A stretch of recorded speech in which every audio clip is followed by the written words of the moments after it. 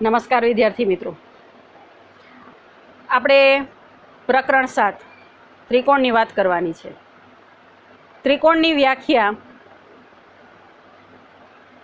તો કે ત્રણ પરસ્પર છેદતી રેખાઓથી બનતી બંધ આકૃતિને શું કહે છે? ત્રિકોણ.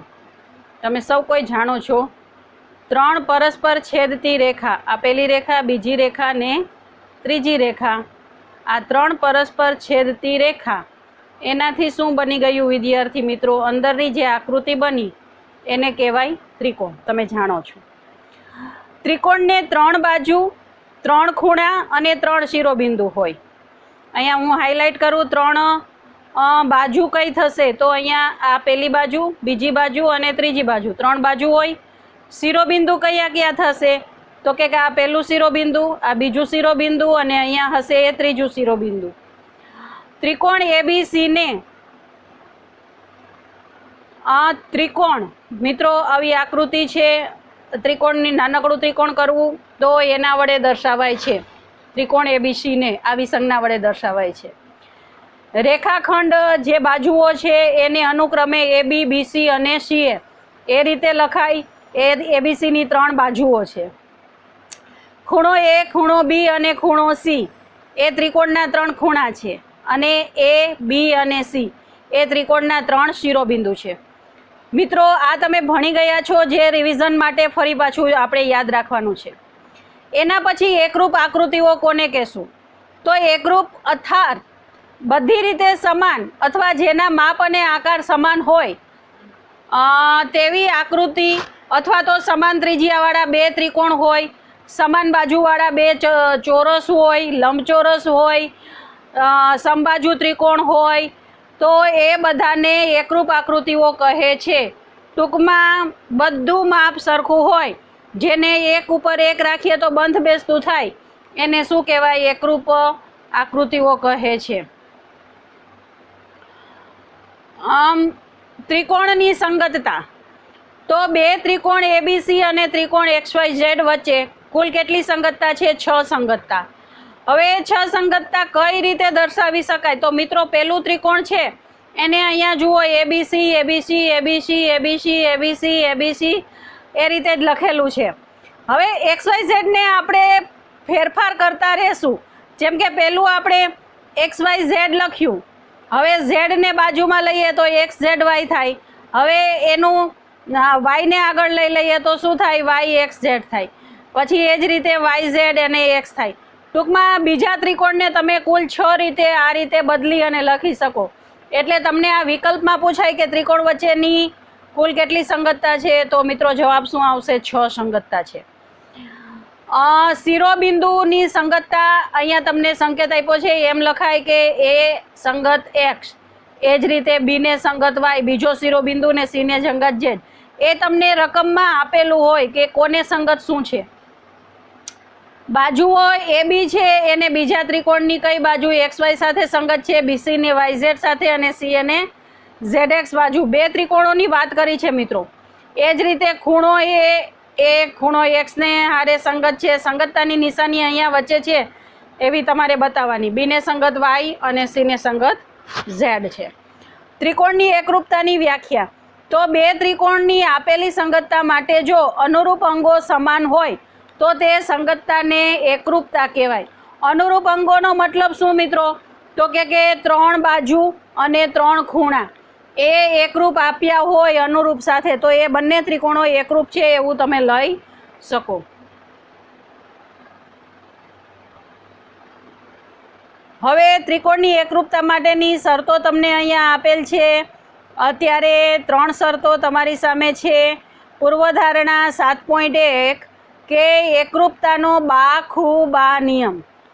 બાખુબાનો મતલબ શું થાય? બાજુ, ખૂણો, બાજુ. બાખુબા, બાજુ, ખૂણો, બાજુ. તો જો બે ત્રિકોણ માટે એક ત્રિકોણની બે બાજુ, બરાબર, બે બાજુ આવી અને એને અંતર્ગત ખૂણો, અંતર્ગત શું કામ એને મિત્રો? તો કે બે બાજુની વચ્ચેનો ખૂણો હોય એ એકબીજાને સમાન હોય તો આ બંને ત્રિકોણો એકરૂપ છે એમ કહેવાય. હમણાં જ આ આગલા પેજ ઉપર તમે શું જોયું? આગલા પેજ ઉપર તમે એવું જોયું કે બે ત્રિકોણના 6 અંગો એટલે કે 3 ખૂણા ને 3 બાજુ અનુરૂપ બાજુઓ સમાન હોય તો એને એકરૂપ કીધી હતી. અહીંયા હવે તમે જુઓ, તમને માત્ર 2 ખૂણા અને અંતર્ગત બાજુ એમ જ આપેલું હોય તો પણ એ ત્રિકોણો એકરૂપ છે એવું લઈ શકાય. મતલબ કે સાબિતીમાં આનો ભરપૂર ઉપયોગ થશે. તમારે 6 અંગો એકરૂપ બતાવવા ન પડે, માત્ર 3 બાજુ અને 3 ખૂણા નહીં પણ 2 બાજુ અને એને અંતર્ગત ખૂણો એકરૂપ બતાવી દઈએ તો એ ત્રિકોણ બંને એકરૂપ થાય. એ જ રીતે ખૂબ આખું તમે તરત કહેશો કે ટીચર 2 ખૂણા અને એને અંતર્ગત બાજુ. તો જો એક ત્રિકોણના 2 ખૂણા અને અંતર્ગત બાજુ અનુક્રમે બીજા ત્રિકોણના અનુરૂપ ખૂણા અને અંતર્ગત બાજુને સમાન હોય તો એ બંને ત્રિકોણ પણ કેવા કહેવાય? એકરૂપ. તો આ એકરૂપ હોવા માટેની શરત થઈ બીજી. હવે એ જ રીતે એકરૂપતાની ત્રીજી શરત ખૂબા. તો જો ખૂણાની 2 જોડ, બાજુની 2 જોડ અને ક્રમમાં એના પછીનો બાજુ, જો ખૂણાની 2 જોડ અને એના પછીની બાજુની જોડ એ જ રીતે બીજા ત્રિકોણને સમાન હોય તો એને ખૂબા એકરૂપતા કહેવાય. તો એકરૂપતાની 3 શરત અહીંયા જોઈ. હવે સીપી સીટી એવું છે, તમને એનો મિનિંગ શું થાય? ક્યારેક એવું લખેલું આવશે.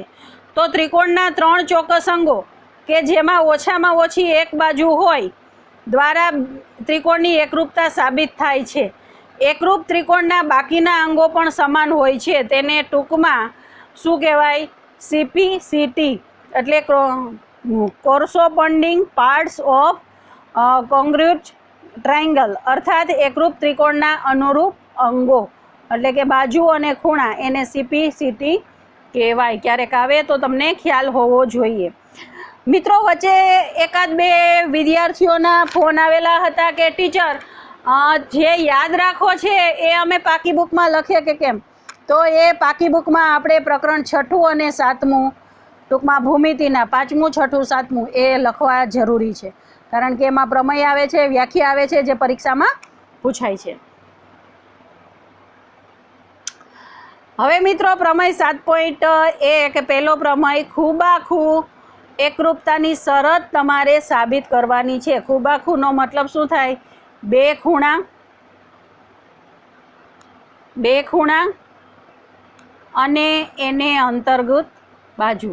તો જો એક ત્રિકોણના 2 ખૂણા અને અંતર્ગત બાજુ બીજા ત્રિકોણના અનુરૂપ ખૂણા અને અંતર્ગત બાજુને સમાન હોય તો આ બંને ત્રિકોણ એકરૂપ છે એવું તમારે સાબિત કરવાનું છે. હમણાં પૂર્વધારણા તરીકે આપણે એને સ્વીકારી લીધું, પણ પ્રમેયમાં એ તમારે સાબિત કરવાનું છે. તો આપણે ખૂબાખૂ શરતનો ઉપયોગ ન કરી શકીએ, એના સિવાયની 2 શરત છે એનો ઉપયોગ કરીને આ પ્રમેય આપણે સાબિત કરશું. મિત્રો, અહીંયા એક વાત નોંધવા જેવી કે પરીક્ષામાં તમને ખૂબાખૂ એકરૂપતાની શરત સમજાવો અને સાબિત કરો એવું પૂછાય તો તમારે અહીંયા જે વિધાન લખેલ છે કે જો એક ત્રિકોણના 2 ખૂણા અને અંતર્ગત બાજુ અનુક્રમે બીજા ત્રિકોણના અનુરૂપ અંગો સાથે સમાન હોય, એ વાક્ય પણ તમારે યાદ રાખવું પડે. અને જે મારા ખ્યાલ મુજબ તો સરળ જ છે, બરાબર. શોર્ટ ફોર્મ છે ખૂબાખૂ, એટલે જ 2 ખૂણા અંતર્ગત બાજુ. તો એ પણ યાદ રાખશો. ફરી પાછું કહું, પ્રકરણ 5, 6 અને 7 એનું યાદ રાખવું, યાદ હકીકતમાં રાખવું ખૂબ જરૂરી છે. તો જ તમને એના દાખલા આવડશે, સમજણ તમને વધારે પડશે. તો ચાલો હવે આપણે આ પ્રમેય સાબિત કરીએ. તો પક્ષ એટલે તમને અહીંયા તમારી સામે 2 ત્રિકોણો છે. કયા કયા? ABC અને DEF, બરાબર. આ ABC અને DEF. તો એની અંદર તમને શું આપેલું છે? 2 ખૂણા અને અંતર્ગત બાજુ. આપણે 2 ખૂણા કયા લીધા? એક ખૂણો B, એને અનુરૂપ ખૂણો E, અને એ જ રીતે ખૂણો C અને એને અનુરૂપ ખૂણો કયો થશે? F. એટલે આ 2 ખૂણા આ રીતે લખાય અને અનુરૂપ બાજુ એક વચ્ચેની, બરાબર. આ 2 ખૂણા છે તો એની વચ્ચેની બાજુ જ લેવાની, કોઈ પણ બાજુ લઈ શકાય નહીં. જે 2 ખૂણા આપ્યા હોય એના દ્વારા બનતી બાજુ એટલે કે BC અને અહીંયા શું થશે? EF. તો 2 ખૂણા ત્રિકોણ ABC અને DEFમાં ખૂણો B એકરૂપ ખૂણો E, ખૂણો C બરાબર F અને AB બરાબર EF એ પક્ષમાં લખવાનું થાય.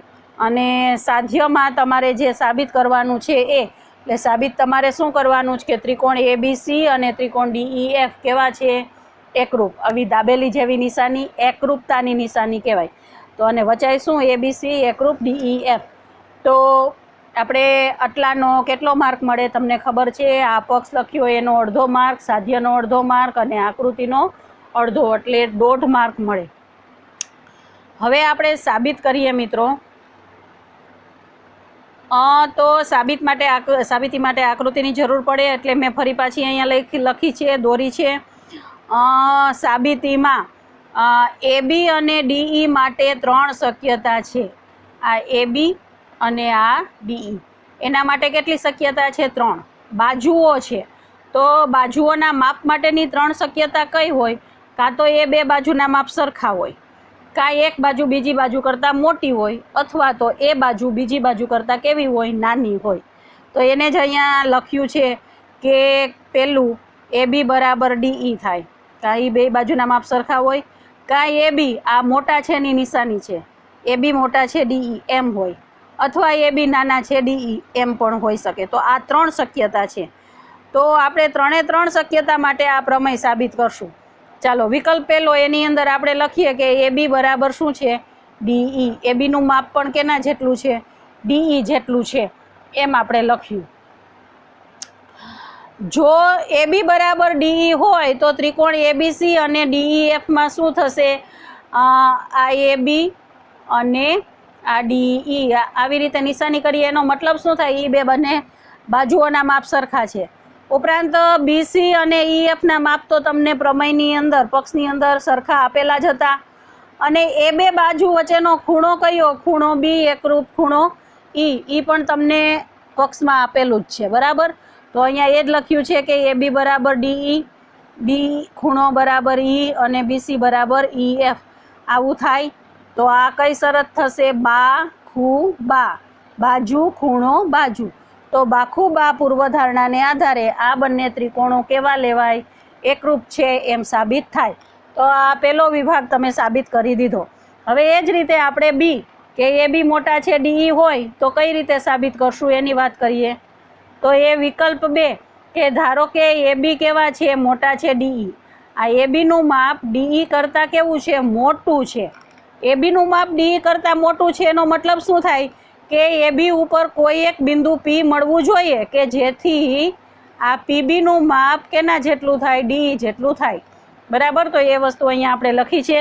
તો અહીં AB પર P બિંદુ એવું મળે કે જેથી PB બરાબર શું થાય? DE થાય.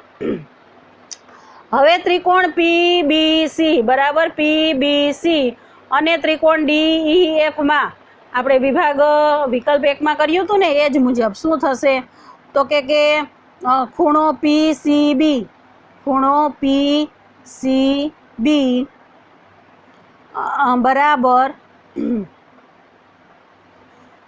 ખૂણો DFE, બરાબર. એ બે ખૂણાના માપ કેવા થાય? સરખા થાય. પરંતુ પક્ષ મુજબ તો ACB, આપણે પક્ષમાં તો શું લખ્યું છે કે ACBનું માપ કેટલું થાય? DFE જેટલું થાય, બરાબર. એ આપણે વિરોધ કરવાનો, કે પરંતુ પક્ષમાં તો આવું લખેલ છે. એનો મિનિંગ શું થાય? કે PCBનું માપ જેટલું છે એટલું જ માપ શેનું થાય? ACBનું થાય. એટલે એ બંનેના માપ પણ સરખા થાય. એનો મતલબ શું થયો? આકૃતિમાં તમે જુઓ જોઈએ, આપણે આ રેડ બધું કાઢી નાખીએ. PCB એટલે આ PCB એનું માપ કેના જેટલું થાય? PCA. પણ આવું ક્યારે થાય? તો કે એવું ત્યારે જ થાય જ્યારે P અને A બિંદુ બે કેવા હોય? એક જ જગ્યાએ હોય. આ માત્ર ત્યારે જ શક્ય બને જ્યારે P અને A છે, P છે એ ઉપર જ આવેલું હોય. એટલે કે P બરાબર A હોય, એનો મતલબ શું થયો? કે AB બરાબર DE છે. અને આ માટે આપણે આગળ બતાવ્યું એમ ABC એકરૂપ DEF થાય, બરાબર. તો આ વિરોધાભાસ બતાવીને વિકલ્પ 2 તમારે સાબિત કરવાનો. અને હવે વિકલ્પ 3, કે ABનું માપ DE કરતાં કેવું છે? નાનું. ABનું માપ DE કરતાં નાનું છે. તો આગળ કર્યું એમ જ, પણ ABનું માપ છે એ DE કરતાં નાનું છે. એનો મતલબ શું થાય? કે ABનું જેટલું માપ છે આ ABનું, એટલું માપ EMનું થાય એવું કયું બિંદુ મળે? M. તો DE પર બિંદુ M મળે કે જેથી AB બરાબર શું થાય? ME થાય, બરાબર. આગલો દાખલો કર્યો તો એમ જ કરવાનું કે હવે ત્રિકોણ એબીસી અને ત્રિકોણ MEFમાં આ મોટો ત્રિકોણ મેઇન ત્રિકોણ એબીસી અને આપણને નાનો મળ્યો એની અંદર AB બરાબર શું છે EM. હવે ખૂણો બી એકરૂપ ખૂણો ઈ એ તો તમને આપેલું જ છે અને BC બરાબર EF મળે છે. એનો મતલબ શું થયો કે આ મેઇન ત્રિકોણ અને આ નાનો ત્રિકોણ આગળ કર્યું હતું એમ એ બંને કેવા થાય એકરૂપ થાય અને એ બંને એકરૂપ થાય એનો મતલબ શું થાય કે ખૂણો આપણે જોડાઈ દઈએ ખૂણો ACB નું જેટલું માપ થાય એટલું માપ શેનું થાય MFE નું થાય. ફરી પાછું પરંતુ પક્ષમાં તો શું લખ્યું છે કે ACB નું માપ જેટલું થાય એટલું માપ શેનું થાય છે DFE નું થાય છે. આ પક્ષ ઉપરથી છે એનો મતલબ શું થયો કે MEF બરાબર શું થાય DEF. ફરી પાછું લખ નાખવાનું કે આવું ત્યારે જ મળે કે જ્યારે M અને D બંને એક જ જગ્યાએ આવેલા હોય, M અને D હોય અને AB બરાબર શું થાય DE થાય. તો તેથી ત્રિકોણ ABC એકરૂપ ત્રિકોણ શું થાય DEF. તો આ પ્રમેય 7.1 એ પણ અગત્યનો છે અને 3 માર્કમાં પૂછાય. તો આ 3 પોઈન્ટ જો સૂચના ન આપી હોય તો તમારે લખવા પડે. જો સૂચના આપેલી હોય કે ખાલી AB મોટા છે DE માટે સાબિત કરો તો વિભાગ બીજો, AB બરાબર DE એના માટે કરો તો વિભાગ પહેલો અને AB નાના છે DE એમ કે તો વિભાગ ત્રીજો. એ રીતે થાય. તો આજે આપણે આટલું રાખીએ. આવતા વિડીયોમાં 7.1 આપણે જોશું. ત્યાં સુધી સૌને જય શ્રી કૃષ્ણ, જય અંબે માં.